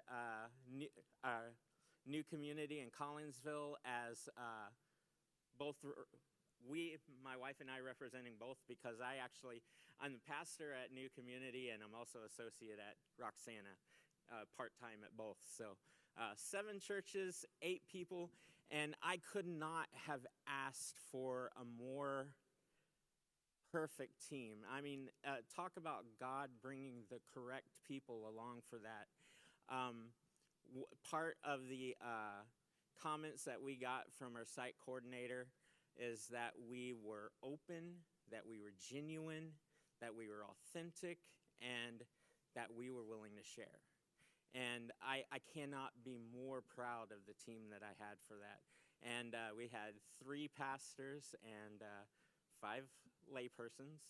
And it's funny how it worked out. We had 3 men and 5 women as well. And it was actually quite a cool experience about how they set us up, too. They split men and women up in the separate quarters. The women stayed in a house with nice beds and everything like that, and the men stayed in an RV. But our RV was within stone's throw of the Ohio River, and we got the beautiful scenery of the Ohio River on the deck every morning. And so I have prepared a slideshow. It's already going up there. Anyway, essentially, we started out by going to Wheelersburg and getting there late Saturday night, and we had a short debrief because they knew that we were tired, and they then showed us where we were staying for the week. Then Sunday morning, we came in for worship, and we spent our time worshiping with Cornerstone Church in the Nazarene, which hosted us during the time. And then we went to see Portsmouth, Ohio, and the longest mural, I think he said in the world. It's either U.S. or the world, but it stretches almost 2 miles length of murals. And it was quite a fun experience, and we got to experience the shops there in Portsmouth and everything like that. And of course, there's the Ohio River there, and you can go ahead and go to the next one. And so when we went to Sunday night, we did our debrief, and what it kind of talked about what we were going to do all week. One of the things we did is they have a school called Cape Schools that take in at-risk students who are at risk of being expelled. And one of the things that Cornerstone and ARO does is they prepared meals for those students. When it hit summertime, they realized they needed to expand that to meals for the families of the students as well.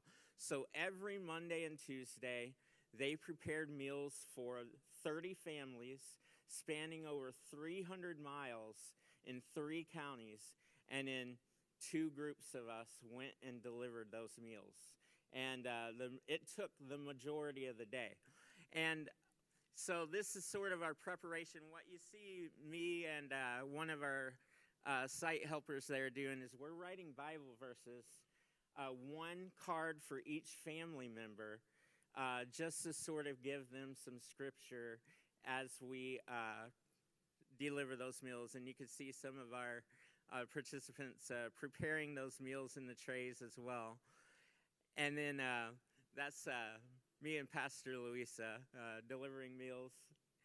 And so we, the homes that we delivered to, they ranged from looking normal to totally impoverished. And I mean, there were some homes that we went to that some homes broke our hearts.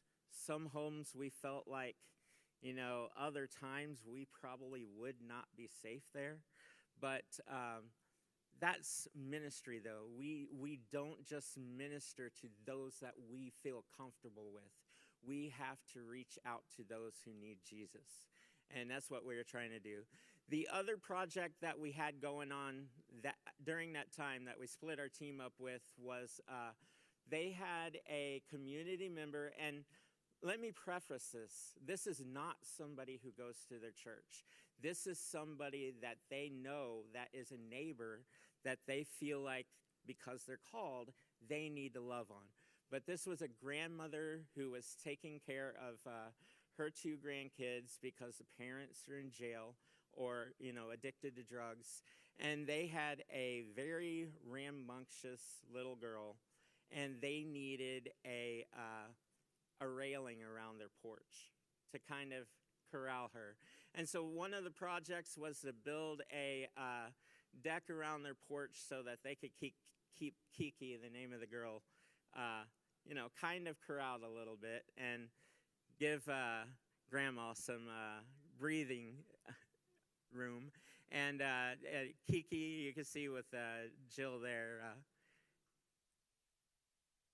And so they spent 2 days building that deck, and you can go on to the next slide. And we had some great food while we were there. Our hosts were very gracious. And part of what they do intentionally there is when they took us out or they catered something in, it was not something that you would see here. It was not a chain. They wanted to funnel the money that they receive back into the local community. So we always ate at local places or had local restaurants cater in so that the business would stay in the Scioto County area. And so part of our days as we went there also involved working at a pregnancy crisis center. And when I say there's everybody's welcome, no matter your skill level, this is a testament of that example.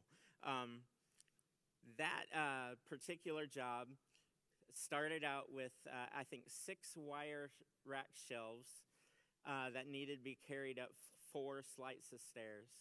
And by the time that I got one of them up 2 flights of stairs, I was coughing and wheezing in the second flight stairwell.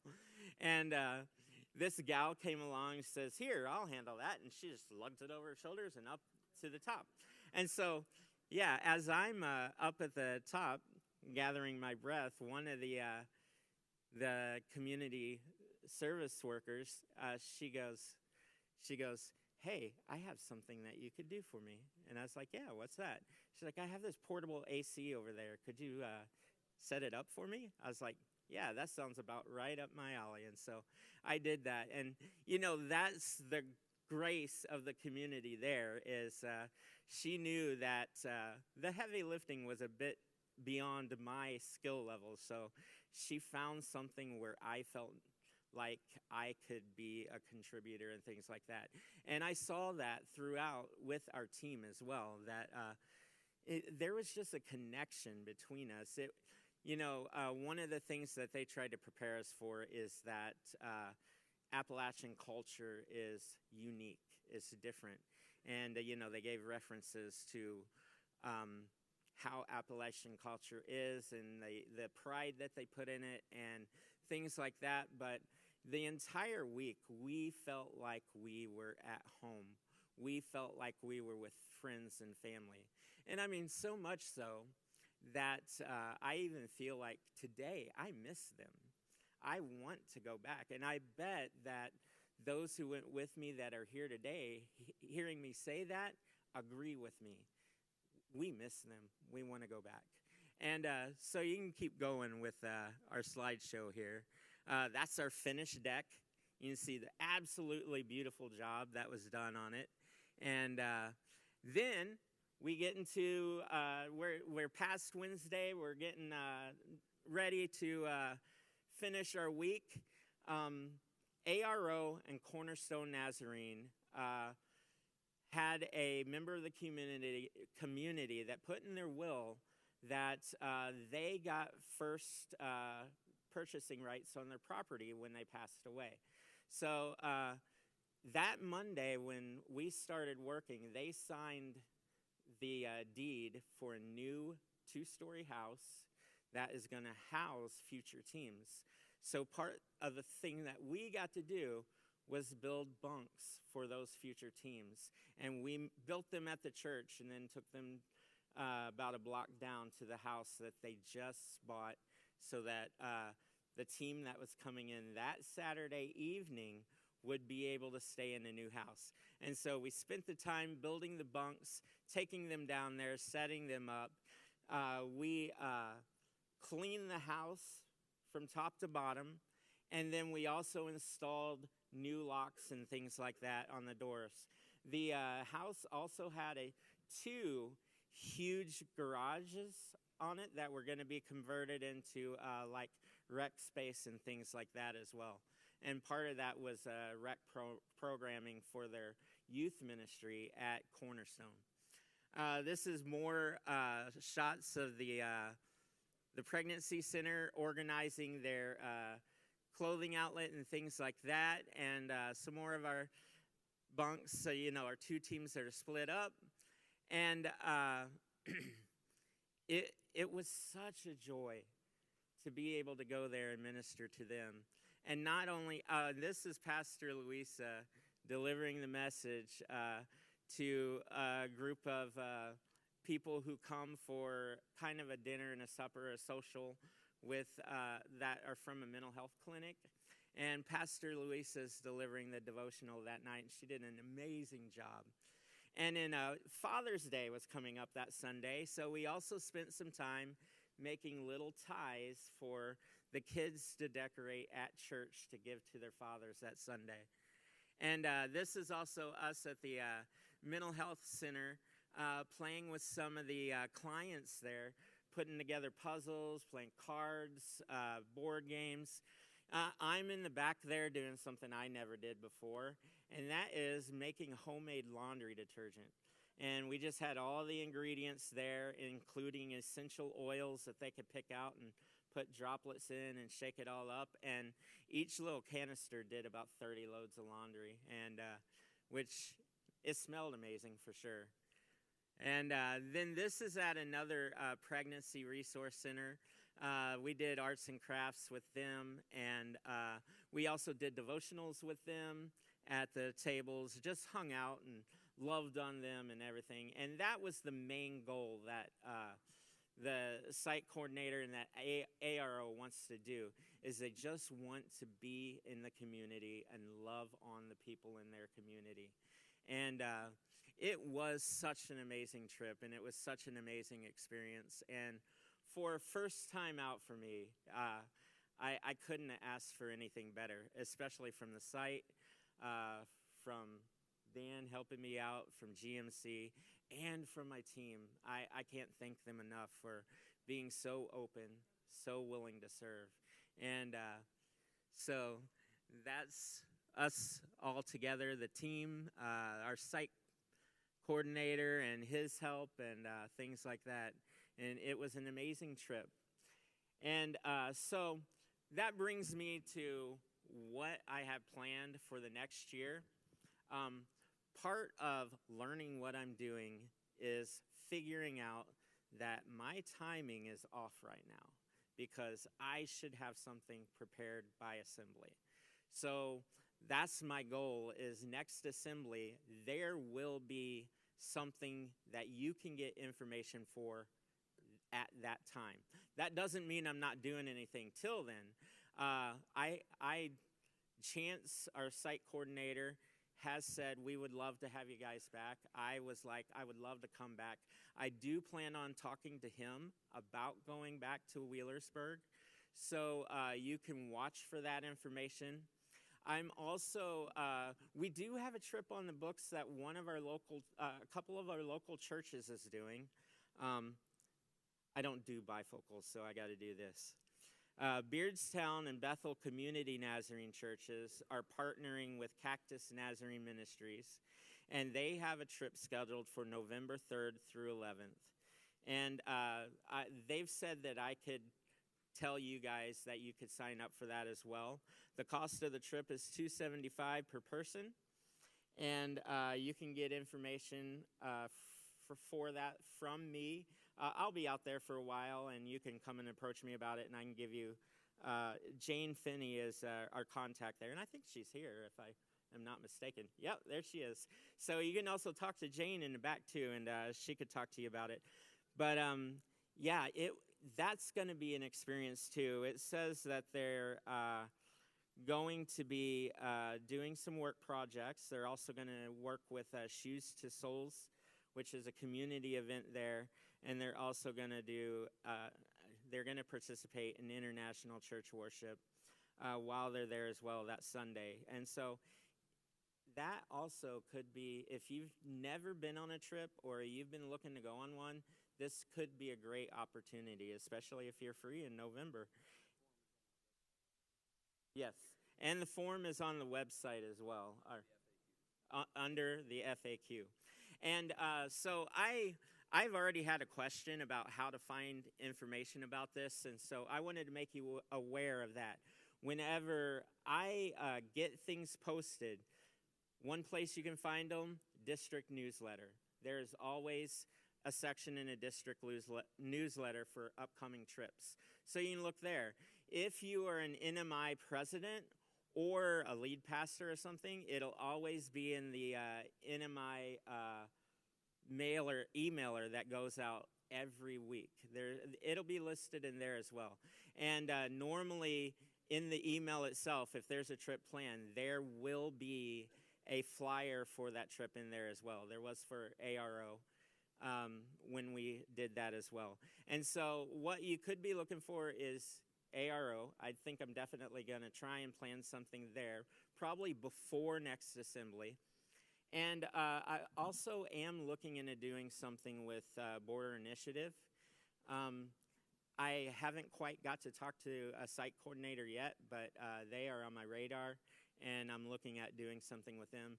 Also, an idea that we got during M25 is there is a group that does cruises that part of the excursion is meeting up with this Nazarene group and doing missions trips instead of going on the whatever the cruise line excursion is. And so I'm also looking into that as well. And so look for those things, and also look for something to be able to sign up for next assembly, because we're going to get into sync here to where we have something that we can advertise every assembly. Thank you.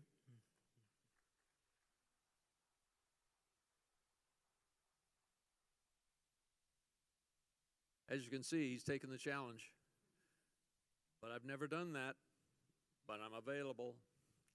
The question is, are you? What's God calling you to? And he's ready.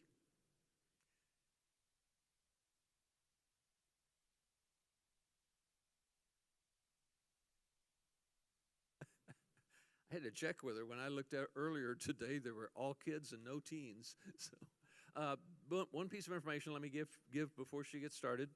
The offering you just took, you took advantage of both in-person and online giving, and our finance people were able to connect with that and look into it. And as of this moment, pending any additional online gifts, you all have collected $2,021.41. Thank you. WestMed will appreciate it.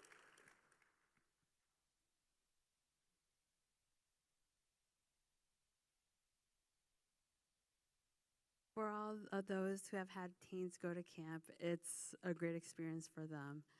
N.M.I does scholarships, so they have not only the experience of the fun, but mostly that experience to start conversations, to hear the word, but also to have those conversations with their peers and with the adult sponsors.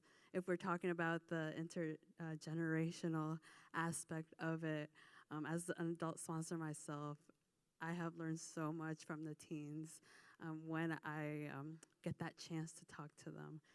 And then I get to see that they are receiving the word and they are thinking about it.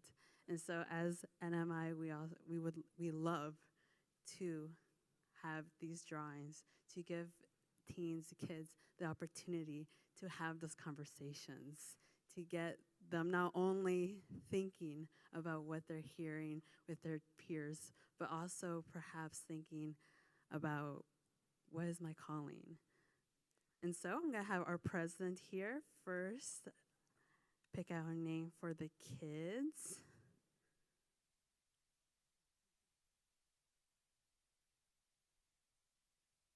Yeah. I'll just do them together. So one for the teens. Thank you. Okay, for our kids winners, we have Hannah Wilkerson. And then for the teens, yes, congratulations. And for the teens, we have Emma Swinderman. So I know she's out there. Oh, job. Thank you so much for this time. For those two individuals or parents that represent them, come see me. As we close here in just a few minutes, we have a certificate that we'll give you so that you'll be able to go to camps next year. All right?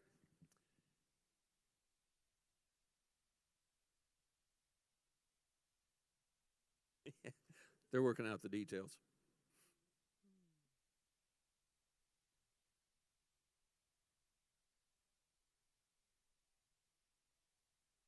Yes? Okay, that just a bit of explanation. The certificates for the spring were for this year's camp. These are for next year's camp. Okay, all right. I appreciate your generosity. We'll do another.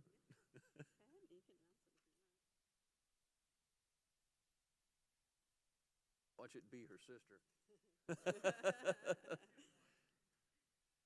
It was. Oh, wait, no, That's the other Wilkerson. Okay. We'll get there, folks. We'll get there. Yes, I understand. Okay. Cadence Davis. All right. All right. And that's for children's camp. Again, come see me. We'll get the certificate filled out and given to you before you leave here today. And now this moment in time, Madam Secretary, do we have any further business? Only this. I move to adjourn the convention after prayer until the next district N.M.I convention. I don't even have to ask. All in favor, say aye. Anybody not hungry? No. Okay. The motion carries. We've already done the key thing that we usually do at the end of this time together, was to pray for the new council. We've already done that because of some last-minute awareness that our DS had to go meet with the GS.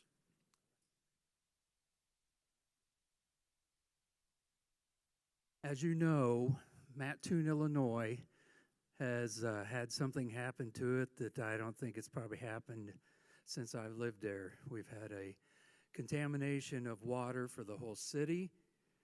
Our situation is I just got a report that right now bathing can take place. You cannot boil water, or you can't consume water. So that puts the whole city. There was also another statement put out that there's also some other local Cook's Mill in the area outside of Mattoon. So it is due to the fact of our weather conditions, temperature, and everything. What has been asked is we brought our van to take the crisis care kits back. And somebody brought to the attention that if anybody would like to donate a case of water and bring it, the van, we're going to stay here through tonight. So if you go home, Walmart, I think Walmart's supposed to get another shipment. Supposedly Mattoon, the shelves are empty. So if you could help us out, we'd appreciate it. And the same thing, if this spreads any farther, we'll be there for you too. And just bring that back with you, set it up out here in the hallway, and then we can take that. Our church family itself, was probably a major concern. We have a lot of elderly people there too. So I've talked too much. I'm catching up with him. You all know how to turn need into opportunity. Thank you for serving. However you might be able to help out. You live in the mission field. Let me pray. Precious Father, thank you for who you are, what you do, how you lead us, how you call us, how you use us. All glory to you and what you're doing in this world. May we be the opportunity in someone's life to introduce them to you.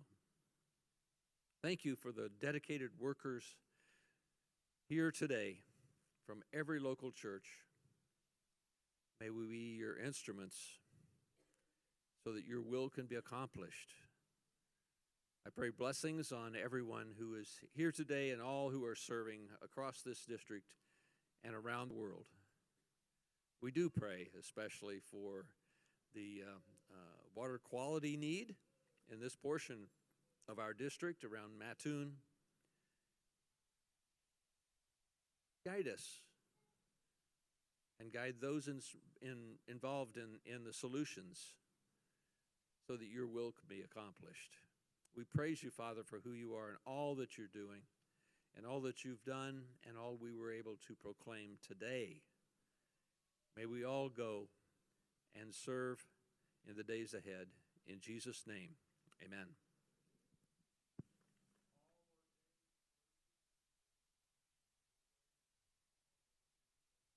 Ordained clergy, called to the front, please.